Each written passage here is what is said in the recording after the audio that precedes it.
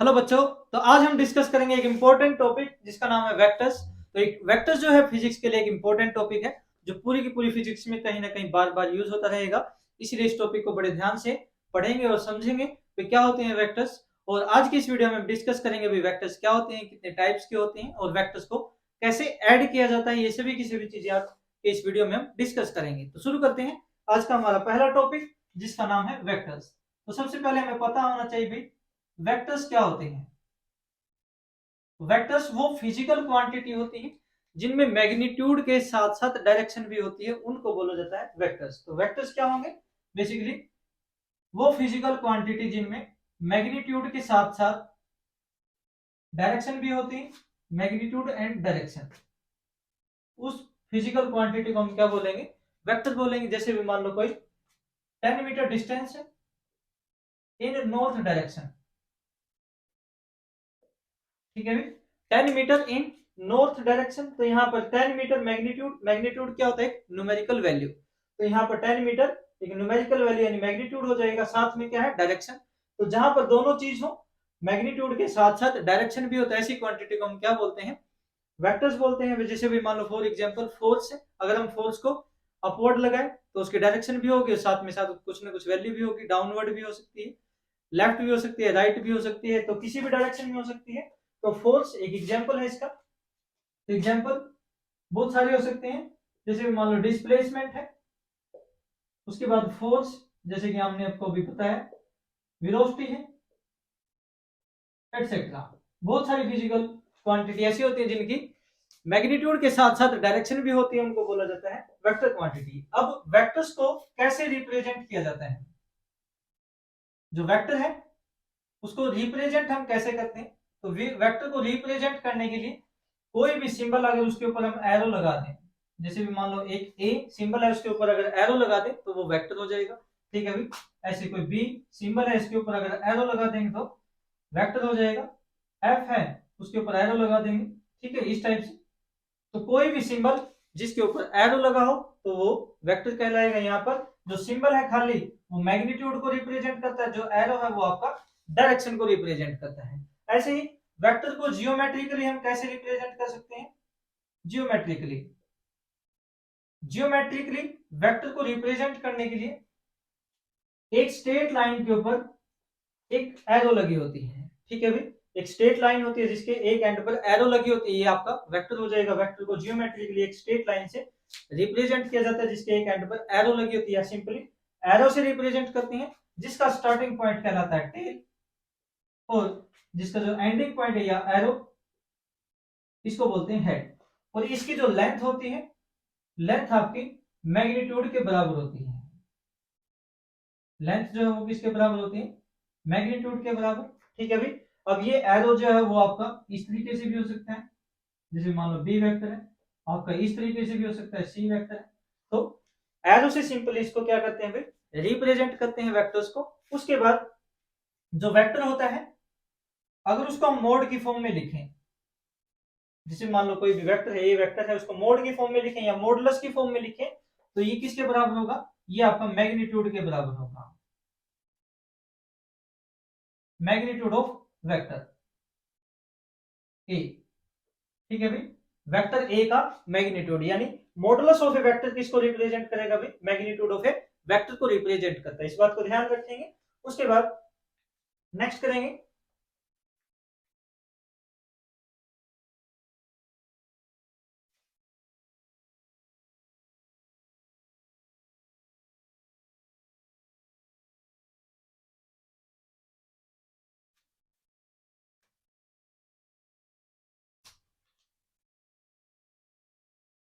Next करेंगे भाई unit vector.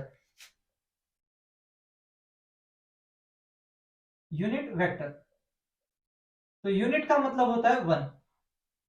Unit का मतलब क्या होता है भाई? वन। तो एक ऐसा वेक्टर जिसका मैग्नीट्यूड वन हो, और जिसका मैग्नीट्यूड वन होगा तो उसके पास सिर्फ क्या बचेगा? खाली डायरेक्शन बचेगी। तो एक ऐसा वेक्टर जिसका मैग्नीट्यूड वन हो और ये खाली किस चीज को रिप्रेजेंट करता हो? मैग्नीट्यूड की वैल्यू कितनी होगी? One. And it gives the direction of A vector. ये किसी वेक्टर की डायरेक्शन को रिप्रेजेंट करता है। ठीक है भाई, कोई भी यूनिट वेक्टर है वो उसका मैग्नीट्यूड 1 होगा और ये क्या करेगा, रिप्रेजेंट करेगा, डायरेक्शन को रिप्रेजेंट करेगा। अब जो यूनिट वेक्टर है उसको हम लिखेंगे कैसे, किसी भी सिंबल के ऊपर अगर कैप लगा दी जाए तो वो आपका यूनिट वेक्टर हो जाएगा। ठीक है भाई, किसी भी सिंबल के ऊपर अगर एरो लगाए तो क्या कहलाएगा, यूनिट वेक्टर। जैसे यहाँ पर ए कैप तो ये यूनिट वेक्टर है, एफ कैप ये भी यूनिट वेक्टर है, एन कैप ये भी यूनिट वेक्टर है, आई कैप ये भी क्या है, यूनिट वेक्टर है। किसी भी सिंबल के ऊपर अगर हम एरो सॉरी कैप लगाते हैं तो वो क्या कहलाएगा, यूनिट वेक्टर कहलाएगा।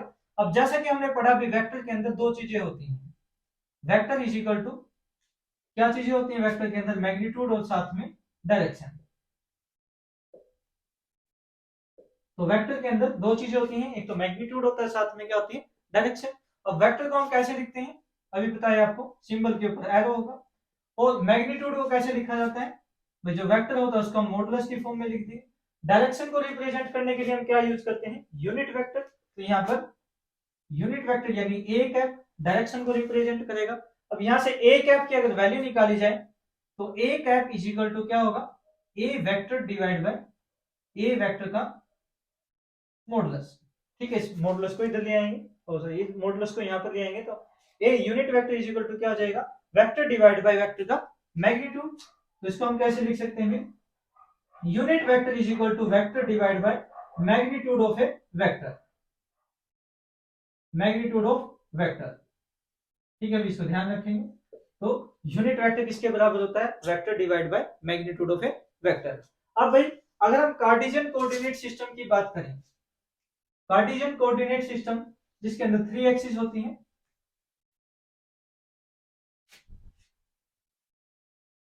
कार्टेशियन कोऑर्डिनेट सिस्टम जिसमें 3 एक्सिस होती हैं या रेक्टेंगुलर सिस्टम इसको बोलते हैं, ये ओरिजिन, ये एक्स एक्सिस, ये वाई एक्सिस और ये जेड एक्सिस। ठीक है, 3 एक्सिस होती हैं, रेक्टेंगुलर जो कंपोनेंट होते हैं वो एक्स वाई जेड या कार्टेशियन कोऑर्डिनेट सिस्टम बोलते हैं। तो एक्स एक्सिस को रिप्रेजेंट करने के लिए जो यूनिट वेक्टर यूज होता है उसको बोलते हैं आई कैप। और वाई डायरेक्शन को जो रिप्रेजेंट करने के लिए यूनिट वेक्टर होता है उसको लिखा जाता है जे कैप से। और जेड एक्सिस को रिप्रेजेंट करने के लिए या जेड डायरेक्शन को रिप्रेजेंट करने के लिए जो यूनिट वेक्टर होता है वो होता है के कैप। तो याद रखेंगे, एक्स एक्सिस को रिप्रेजेंट करने के लिए क्या यूज करते हैं, आई कैप। और वाई एक्सिस को रिप्रेजेंट करने के लिए क्या यूज करते हैं, वाई डायरेक्शन को जे कैप। ऐसे ही जेड एक्सिस या जेड डायरेक्शन को रिप्रेजेंट करने के लिए क्या यूज करते हैं, के कैप। ठीक है भाई, तो ये था यूनिट वेक्टर के बारे में। उसके बाद नेक्स्ट आएगा इक्वल वेक्टर।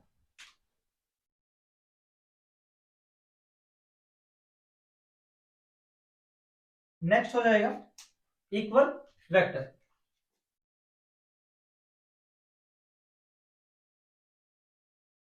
इक्वल वेक्टर नाम से ही पता चल जाएगा भाई, ऐसे दो वेक्टर्स जिनका इक्वल मैग्नीट्यूड हो और सेम डायरेक्शन हो उनको बोलेंगे इक्वल वेक्टर। तो इसमें इक्वल मैग्नीट्यूड होगा, साथ में सेम डायरेक्शन होगी।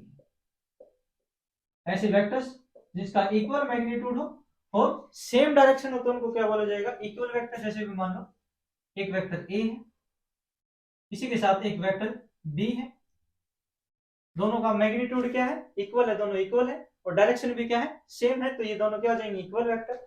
इनको कुछ इस तरीके से भी लिखा जा सकता है, ए वेक्टर बी वेक्टर, दोनों का मैग्नीट्यूड इक्वल है और साथ में डायरेक्शन भी क्या है, सेम है। तो ऐसे वेक्टर्स को हम क्या बोलेंगे, इक्वल वेक्टर। उसके बाद नेक्स्ट करेंगे नेगेटिव वेक्टर। नेक्स्ट क्या हो जाएगा, नेगेटिव वेक्टर।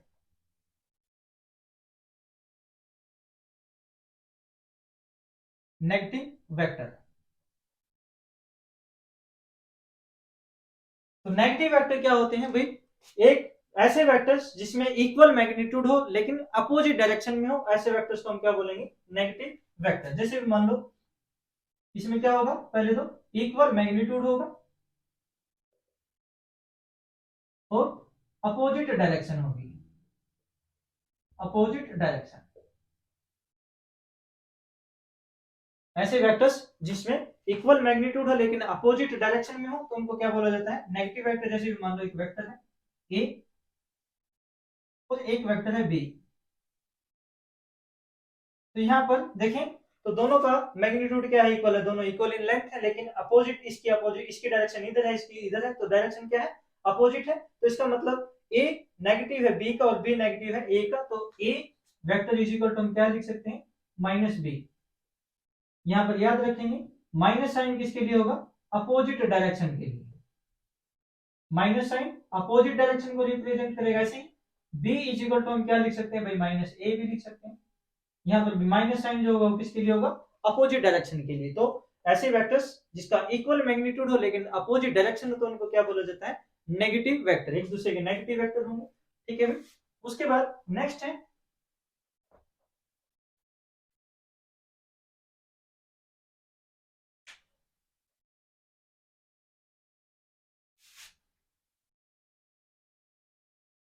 नेक्स्ट होगा भाई को इनिशियल वेक्टर।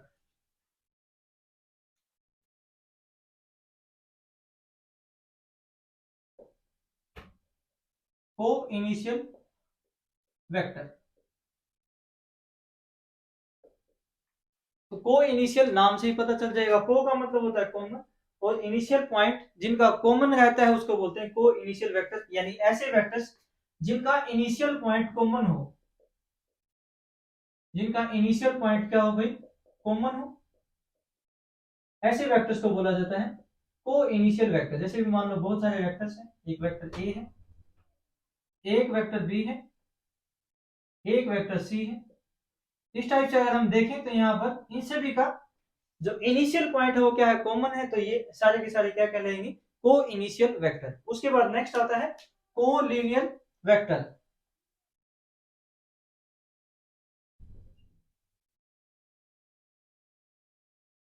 को लीनियर वेक्टर,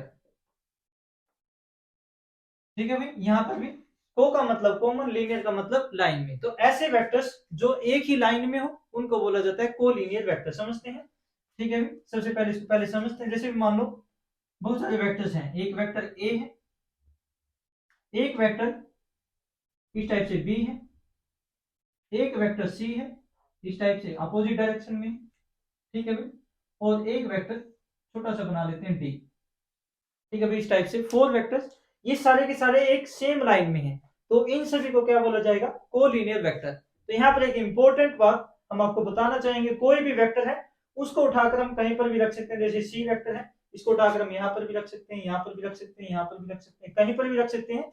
लेकिन कंडीशन क्या होगी भाई, इसका जो मैग्नीट्यूड है वो सेम रहना चाहिए, यानी इसकी जो लेंथ है वो सेम रहनी चाहिए, और साथ में इसकी डायरेक्शन भी क्या रहनी चाहिए, सेम रहनी चाहिए। तो अब इस वेक्टर को बी को उठाकर अगर हम यहाँ पर रखें तो कुछ इस टाइप से आएगा बी वेक्टर। अगर सी वेक्टर को उठाकर रखें तो सी वेक्टर कुछ इस टाइप से आ जाएगा, और डी वेक्टर को उठाकर रखें तो डी वेक्टर कुछ इस टाइप से आ जाएगा। तो इसका मतलब जो वेक्टर एक लाइन में थे अब वो क्या हो जाएंगे, पैरेलल हो जाएंगे। तो इसका मतलब कोलिनियर वेक्टर आपस में क्या होते हैं, पैरेलल भी होते हैं। तो कोलिनियर वेक्टर कौन से वेक्टर होते हैं, या तो सेम लाइन में लाई करते हो या वो एक दूसरे के पैरेलल हो, तो ऐसे वेक्टर्स को बोला जाता है कोलिनियर वेक्टर। याद रहे कोलिनियर वेक्टर में जरूरी नहीं है भी इनकी जो मैग्नीट्यूड है वो सेम रहे, इसका मैग्नीट्यूड अलग है, इसका अलग है, इसका अलग है, इसका अलग है।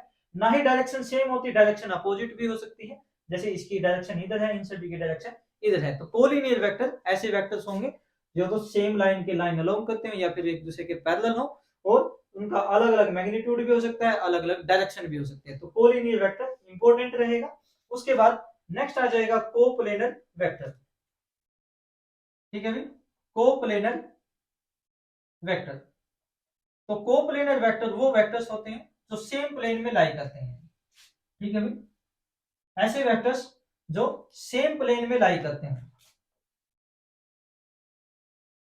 यहां पर भी नाम से पता चल जाता है, को का मतलब कॉमन, प्लेनर का मतलब प्लेन में लाई करते हैं। ऐसे वेक्टर जो सेम प्लेन में लाई करते हैं उनको बोला जाएगा कोप्लेनर वेक्टर। जैसे भी मान लो ये बोर्ड है और इस बोर्ड के ऊपर 2 वेक्टर रखे हो इस टाइप से, ठीक है भाई, तो ये दोनों वेक्टर क्या कहलाएंगे, कोप्लेनर वेक्टर, ठीक है भाई।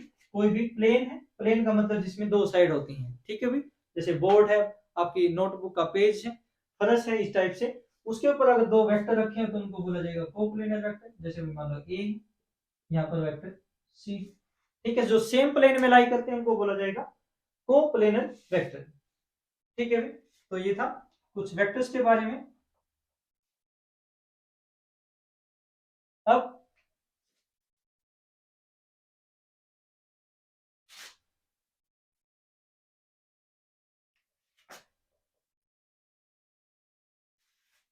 नेक्स्ट पढ़ेंगे भाई multiplication of vector by a scalar और real number.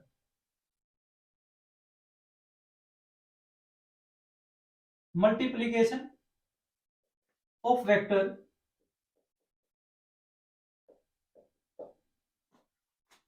Bye scalar, by scalars, scalar quantities बोल देंगे या फिर किसी रियल नंबर।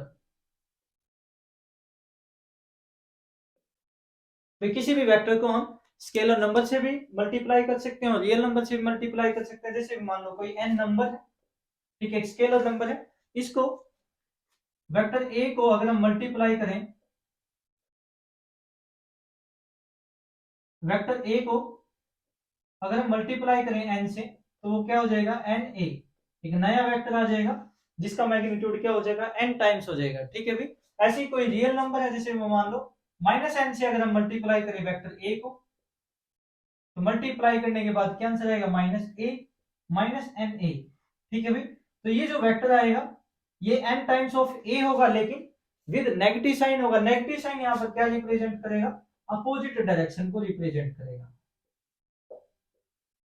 अपोजिट डायरेक्शन को रिप्रेजेंट करेगा। ठीक है भाई, जैसे मान लो एक वेक्टर है ये a, अगर इसको हम 2 से मल्टीप्लाई करें, तो 2 से मल्टीप्लाई करेंगे तो इसका मैग्नीट्यूड 2 टाइम्स हो जाएगा 2a। ठीक है भाई, 2 टाइम्स हो जाएगा।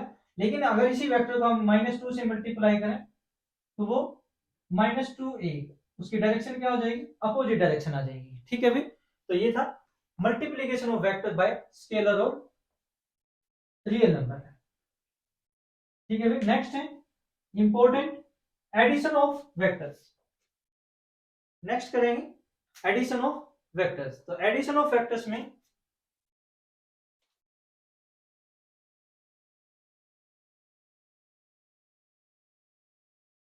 एडिशन ऑफ वेक्टर्स, तो एडिशन ऑफ वेक्टर्स जो है वो आपका दो तरीके से किया जाता है भाई।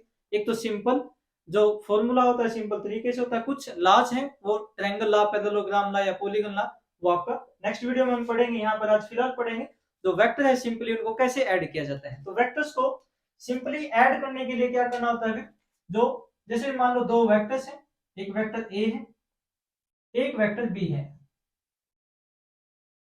ठीक है भाई, इस टाइप से तो हमें क्या करना होता है, जैसे मान लो पहले का हेड है और दूसरे की टेल को आपस में मिलाना होता है। जैसे कि भाई यहाँ पर इसका हेड ये है, इसकी टेल ये है, इस टेल को इसके हेड पे रख देंगे और स्टार्टिंग पॉइंट से जो फाइनल पॉइंट आएगा वो आपका रिजल्टेंट होगा। जैसे मान लो इस बी वेक्टर को उठाकर हम यहाँ पर ए के हेड पे रखें, ठीक है भाई, तो यहाँ पर ये बी वेक्टर हो जाएगा। जो रिजल्टेंट निकालेंगे वो क्या निकालेंगे, स्टार्टिंग पॉइंट से फाइनल पॉइंट तक जो हमारे पास एक नया वेक्टर आएगा उसको बोलेंगे रिजल्टेंट वेक्टर। तो रिजल्टेंट वेक्टर आर से लिखेंगे और आर क्या होगा, ए प्लस बी के बराबर होगा। रिजल्टेंट वेक्टर कहां से, स्टार्टिंग पॉइंट से फाइनल पॉइंट तक होगा। ठीक है भाई, ये तो वेक्टर्स इस टाइप से निकालते हैं भाई, ये सेम डायरेक्शन में हो। जब की बात है जब सारे जो वेक्टर हैं सेम डायरेक्शन या एक लाइन के अलोंग हो,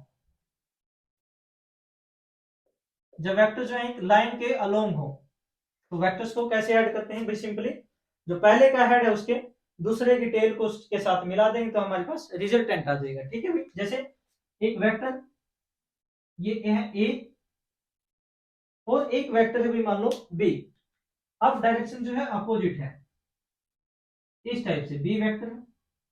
ठीक है भाई, एक वेक्टर ए है एक बी है, तो हमें एडिशन में क्या करना है, जो पहले का हेड है और दूसरे की टेल है उसको मिलाना है। तो जैसे कि हमने आपको बताया वेक्टर को उठाकर हम कहीं पर भी रख सकते हैं, इसको उठाकर यहाँ पर रखेंगे तो क्या रिजल्टेंट आएगा भाई, जैसे मान लो वेक्टर ए है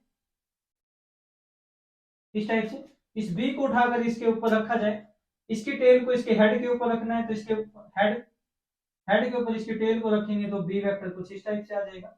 ये बी वेक्टर है और ये पहले वाला क्या था, ए वेक्टर था। ठीक है भाई, अब जो स्टार्टिंग पॉइंट था हमारे, ये स्टार्टिंग पॉइंट था और ये फाइनल पॉइंट आ गया, तो यहां से यहां तक ये क्या होगा भाई, रिजल्टेंट के बराबर होगा। यहां से यहां तक ये रिजल्टेंट वेक्टर के बराबर होगा। तो इसको हम कैसे लिख सकते हैं, यहां से यहां तक ये रिजल्टेंट होगा। अब रिजल्टेंट वेक्टर किस किस का है, वेक्टर ए का प्लस बी का। अब बी जो है इसकी डायरेक्शन अपोजिट थी, अपोजिट डायरेक्शन के हम के लिए हम माइनस साइन यूज करेंगे, तो ये हो जाएगा vector A plus minus B. Minus sign किसके लिए? अपोजिट डायरेक्शन के लिए। तो रिजल्टेंट क्या हो जाएगा यहाँ पर? R is equal to A minus B. ठीक है भाई। तो ये थे जब वेक्टर एक लाइन के अलोंग लाई करते हो तो तब हम उसको कैसे ऐड कर सकते हैं। पहले का हेड दूसरे की टेल को मिला देंगे, और जो स्टार्टिंग पॉइंट होगा स्टार्टिंग पॉइंट से फाइनल पॉइंट को मिला देंगे तो एक रिजल्टेंट वेक्टर आ जाएगा जिसकी वैल्यू जो होगी R is equal to A plus B. यहाँ पर अपोजिट डायरेक्शन में तो R is equal to A minus B. अब अगर वेक्टर सेम लाइन के अलोंग लाई ना करते हो, अलग अलग लाइन के अलोंग लाई करते हो, act along different line. Second case, अगर डिफरेंट लाइन के अलोंग काम करते हैं तब वेक्टर्स को कैसे ऐड किया जाता है। तब भी हम क्या करेंगे, सिंपली भाई जो पहले का हेड है और दूसरे की टेल है उसको आपस में मिला देंगे। जैसे मान लो यहाँ पर एक वेक्टर है ए, ठीक है भाई, और यहाँ पर एक वेक्टर है बी, इस टाइप से। ठीक है भाई। अब हमें क्या करना है, जो पहले का हेड और दूसरे की टेल उसको मिलाना है। तो हम क्या करेंगे, जैसे मान लो ये वेक्टर ए, अब इस टेल को इसके हेड पे मिलाएंगे तो यहाँ पर कुछ इस टाइप से आ जाएगा भाई। तो याद रहे वेक्टर को उठाकर हम कहीं पर भी रख सकते हैं लेकिन उसकी डायरेक्शन और उसका मैग्नीट्यूड चेंज नहीं होना चाहिए। तो ये आ जाएगा आपका बी वेक्टर। अब हमारे पास ये इनिशियल पॉइंट है और ये क्या है, फाइनल पॉइंट। इस इनिशियल पॉइंट और फाइनल पॉइंट को अगर मिला दे तो ये किसके बराबर होगा भाई? रिजल्टेंट के बराबर होगा। रिजल्टेंट किसका? Vector A plus vector B. ठीक है भाई। तो अगर रिजल्टेंट देखा जाए तो रिजल्टेंट में क्या होता है भाई, टेल से टेल मिलती है और यहाँ पर हेड से हेड मिलता है। ठीक है भाई, याद रहे यहाँ पर रिजल्टेंट में जब होता है टेल से टेल मिलती है और हेड से हेड मिलता है। ये भी कई बार क्वेश्चन पूछ लिया जाता है। ठीक है भाई, कोई डायग्राम आपको दे दिया जाएगा एग्जाम में तो वहां पर पूछ लिया जाएगा भाई इसमें बताओ रिजल्टेंट कौन सा है। तो जहां पर टेल से टेल मिले और हेड से हेड मिले वो आपका रिजल्टेंट होगा। ठीक है भाई। तो ये था आपका भाई जब दो वेक्टर्स डिफरेंट लाइन के अलोंग काम करते हो तो उस केस में भी हमें क्या करना है, हेड से टेल को मिलाना है। ठीक है भाई। और जो इनिशियल पॉइंट आएगा जो फाइनल पॉइंट आएगा उसके अलोंग जो वेक्टर होगा वो आपका रिजल्टेंट होगा। रिजल्टेंट में टेल से टेल मिलती है और हेड से हेड मिलता है, इस बात का ध्यान रखेंगे। ठीक है भाई। ये तो दो वेक्टर्स की बात थी। अगर वेक्टर बहुत सारे हों तो उस केस में हम क्या करेंगे। ठीक है भाई, ये तो वेक्टर्स के दो वेक्टर्स थे जब उनका रिजल्टेंट निकाला हमने। लेकिन अगर वेक्टर्स दो से ज्यादा हों, जैसे मान लो एक वेक्टर है ए, ठीक है भाई, एक वेक्टर है बी, ठीक है भाई, एक वेक्टर है सी, इस टाइप से, एक वेक्टर है जैसे डी, इस टाइप से बहुत सारे वेक्टर्स हैं। तो इनको भी ऐड करने का वही सिंपल सा तरीका है। पहले का हेड है तो दूसरे की टेल से मिला देंगे, दूसरे का हेड है तीसरे की टेल से मिला देंगे, तीसरे का हेड है उसको हम क्या करेंगे, फोर्थ की जो फोर्थ वन है उसकी टेल से मिला देंगे। तो इसको बनाएंगे तो सबसे पहले यहाँ पर लिखेंगे वेक्टर ए। ठीक है भी, जो भी डायरेक्शन है डायरेक्शन और इसका जो मैग्नीट्यूड यानी इसकी जो लेंथ है वो इक्वल रहनी चाहिए, डायरेक्शन सेम रहनी चाहिए। अब बी को मिलाएंगे तो बी की डायरेक्शन और मैग्नीट्यूड सेम रहना चाहिए, बी आ जाएगा। बी वेक्टर कुछ इस टाइप से है। तो बी वेक्टर हमने क्या किया, फर्स्ट का हेड और दूसरे की टेल को मिलाया। ऐसे ही थर्ड वन, अब सी की जो टेल है उसको हमें दूसरे के हेड पे रखना है, ये आपका सी आ जाएगा कुछ इस टाइप से, सी वेक्टर। ठीक है। अब फोर्थ डी है, डी को हम क्या करेंगे, इसके हेड पर मिलाएंगे तो डी कुछ इस टाइप से आ जाएगा। ठीक है, इस डी को आप यहाँ से रफ कर देते हैं तो ये वेक्टर डी, डी इस टाइप से था। ठीक है। अब हमें क्या करना है, स्टार्टिंग पॉइंट से फाइनल पॉइंट को अगर हम मिला दें तो वो किसके बराबर होगा भाई, वो आपका रिजल्टेंट के बराबर होगा। तो ये आपका रिजल्टेंट किसके बराबर होगा, vector A plus vector B plus vector C plus vector D. ठीक है भाई। तो यहाँ पर भी अगर देखें हम, रिजल्टेंट में टेल से टेल मिलती है और हेड से हेड मिलता है। ठीक है, ये रिजल्टेंट की पहचान होती है, जहां पर टेल से टेल मिलता है और हेड से हेड मिले वो आपका रिजल्टेंट होगा। करना क्या है, पहले का हेड दूसरे की टेल, दूसरे का हेड तीसरे की टेल, तीसरे का हेड चौथे की टेल, सभी को मिला देंगे।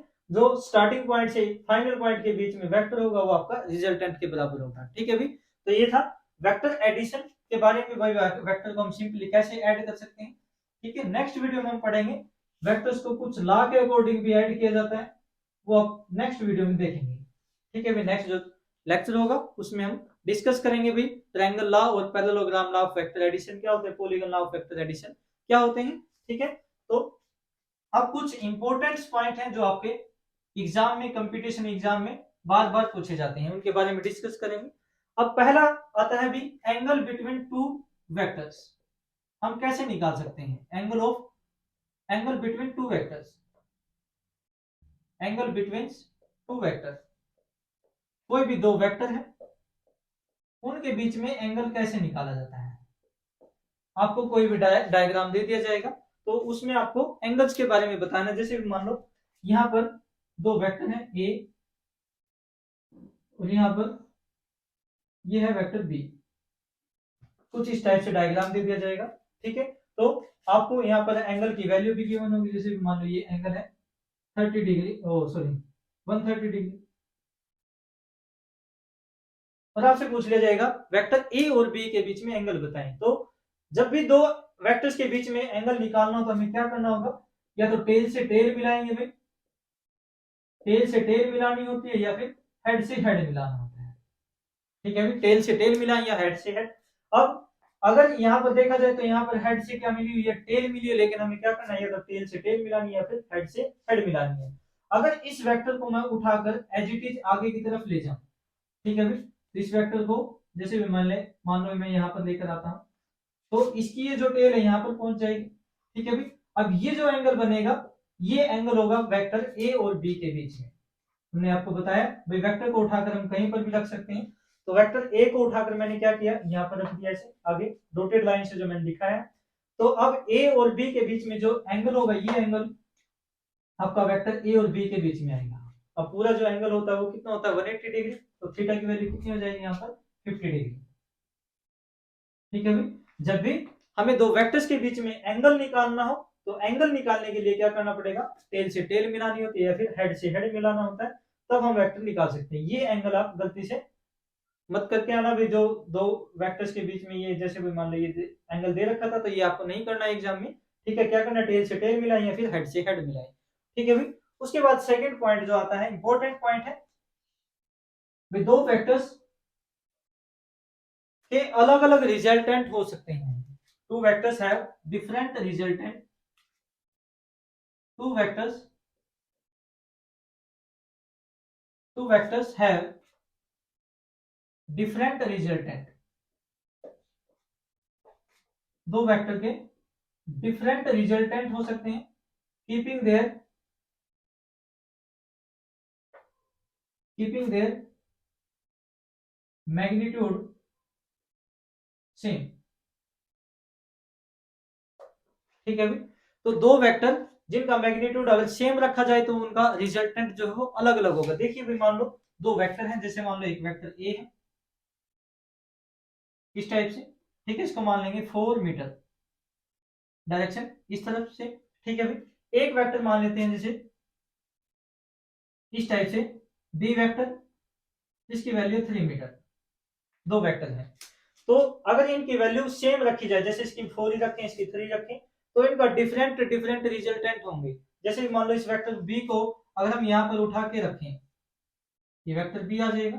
अगर इसका रिजल्टेंट निकाला जाए तो कुछ इस टाइप से होगा भाई,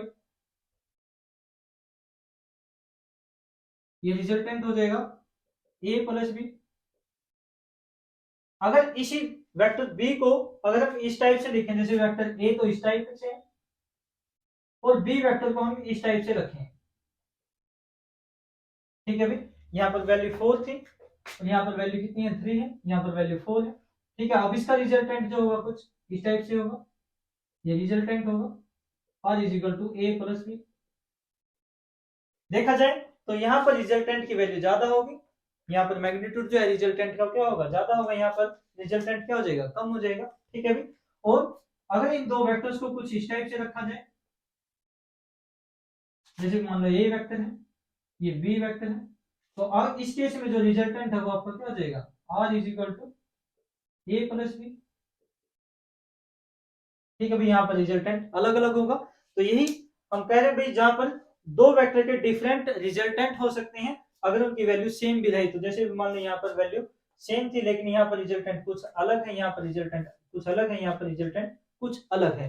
अब अगर मैग्नीट्यूड की बात की जाए, यहाँ पर इसका अगर मैग्नीट्यूड निकाला जाए, जैसे भाई ये मान लो 4 मीटर है, ये 3 मीटर है, ठीक है भाई। यहाँ पर इसका रिजल्टेंट का मैग्नीट्यूड अगर हम निकालें तो रिजल्टेंट क्या होगा इस केस में, 4 + 3 यानी 7। तो वेक्टर की फॉर्म में लिखें तो R magnitude is equal to A का मैग्नीट्यूड प्लस बी का मैग्नीट्यूड, ऐसे लिख सकते हैं इसको, ठीक है भाई। तो यहाँ पर ये जो वैल्यू होगी मैक्सिमम वैल्यू होगी, इसको हम कैसे लिख सकते हैं, R simply R maximum is equal to क्या होगा, A plus B, A plus B के बराबर। यहाँ पर ए बी क्या है, मैग्नीट्यूड है। अगर यही दो वेक्टर कुछ इस टाइप से हो, वेक्टर ए इधर है और वेक्टर बी की डायरेक्शन कुछ इस टाइप से है, ठीक है भाई। अगर इसको उठाकर यहाँ पर रखें इसके ऊपर, तो वेक्टर बी को इसके ऊपर अगर उठाकर रखा जाए तो वेक्टर आपका ये इस टाइप से आएगा, और यहाँ पर जो रिजल्टेंट होगा वो किसके बराबर होगा, R is equal to A minus B के बराबर होगा, ठीक है भाई।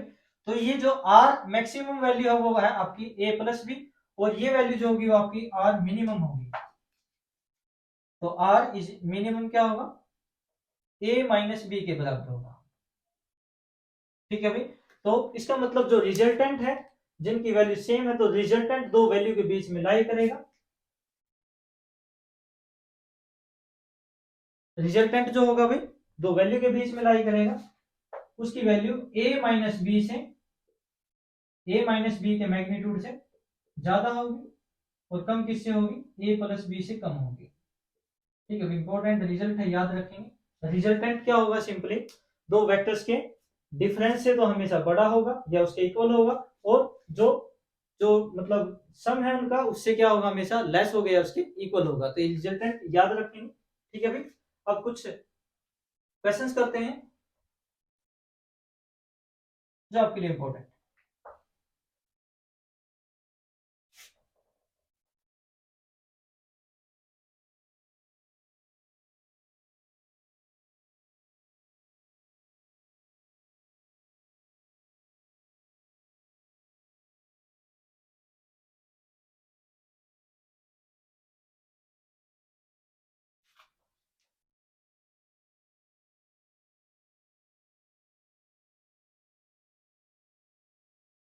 एक क्वेश्चन है भाई,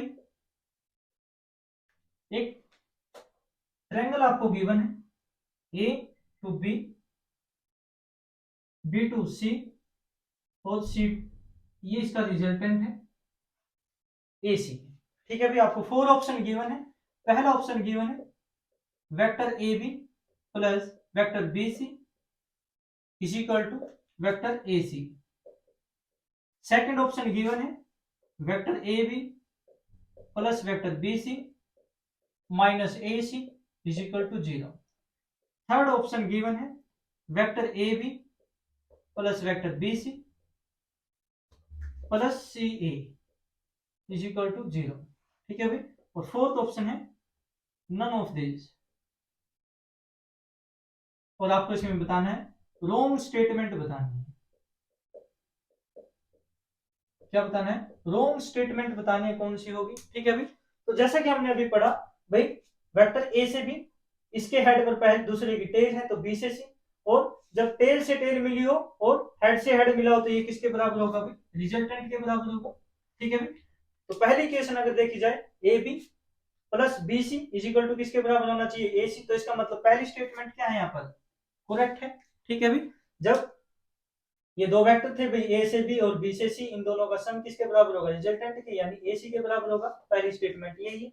अगर इस ए सी को इस साइड ले जाए तो माइनस में हो जाएगी, तो सेकंड स्टेटमेंट भी क्या है, करेक्ट है, ठीक है भाई। तो इसका मतलब अब थर्ड स्टेटमेंट में क्या है, जैसे मान लो ए सी है और इसका नेगेटिव वेक्टर हम कैसे लिख सकते हैं, माइनस सी ए से लिख सकते हैं भाई, क्योंकि अब ये ए सी वेक्टर है, इसका नेगेटिव क्या होगा, सी से ए होगा, तो इसलिए हमने माइनस साइन के साथ क्या लिखा, सी ए। अगर ए सी की जगह हम माइनस सी ए पुट कर दें तो यहाँ पर ए सी की जगह माइनस सी ए पुट कर दे, प्लस हो जाएगा, ये 0 आ जाएगा। इसका मतलब थर्ड स्टेटमेंट भी क्या है, करेक्ट है।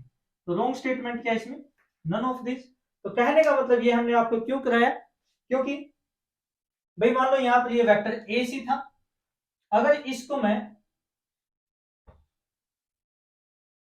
इस वेक्टर ए बी, ये ए से बी है, ठीक है भाई, उसके बाद यहां से ये वेक्टर था आपका सी और ये वेक्टर था आपका ए सी, ठीक है भाई। अगर मैं इसकी डायरेक्शन चेंज करूं तो डायरेक्शन चेंज करने के बाद ये वेक्टर बी, ये वेक्टर आपका सी ए, ठीक है भाई। तो वेक्टर ए से बी प्लस बी से सी और सी से ए, अब देखा जाए तो यहाँ पर इनिशियल पॉइंट और फाइनल पॉइंट क्या है, एक ही पॉइंट पर आ जाते हैं, तो दोनों के बीच में गैप क्या हो जाएगा, 0। कहने का मतलब ये है जब भी वेक्टर सभी वेक्टर मिलकर एक कॉमन लूप बनाए तो कॉमन लूप में जो टोटल रिजल्टेंट है उसकी वैल्यू क्या होगी, 0। कुछ ऐसा यहाँ पर है भाई, A B plus B C plus C A, ये तीनों मिलकर क्या बनाते हैं, एक कॉमन लूप बनाते हैं, सॉरी क्लोज लूप बनाते हैं, और क्लोज लूप में रिजल्टेंट क्या हो जाएगा, 0 हो जाएगा। एक दूसरा एग्जांपल समझते हैं, दूसरे एग्जांपल से समझते हैं। जैसे भी मान लो 4 वेक्टर्स हैं, यहां पर ए से बी, बी से सी और सी से डी और डी से ए, इस टाइप से 4 वेक्टर्स हैं, ए से बी, बी से सी से डी से ए।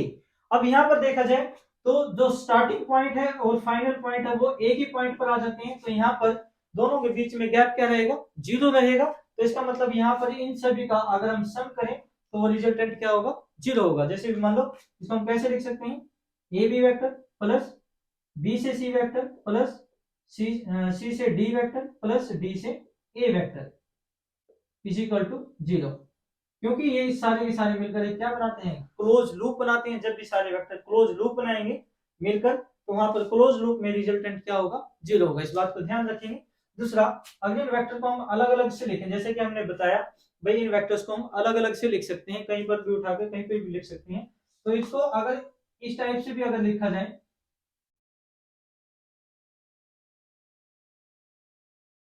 ठीक है भाई, जब 4 वेक्टर इक्वल वेक्टर होने चाहिए विचारों, और चारों इक्वल वेक्टर हैं, एक ही पॉइंट से निकलते हैं, तो उनका रिजल्टेंट भी क्या होगा, 0। ये याद रखेंगे। जैसे मान लो इनकी लेंथ सेम हो, जैसे मान लो इसकी वेक्टर ये ए वेक्टर है, ठीक है भाई, ये बी वेक्टर है, ये सी वेक्टर है, ये डी वेक्टर है। अगर इन सभी की लेंथ इक्वल हो तो इन सभी का रिजल्टेंट भी क्या होगा, 0 होगा, याद रखेंगे, ठीक है भाई। तो जो वेक्टर सारे के सारे मिलकर क्लोज लूप बनाते हो तो ऐसे वेक्टर्स की रिजल्टेंट क्या होते हैं, 0। नेक्स्ट एक क्वेश्चन करेंगे भाई, छोटा सा।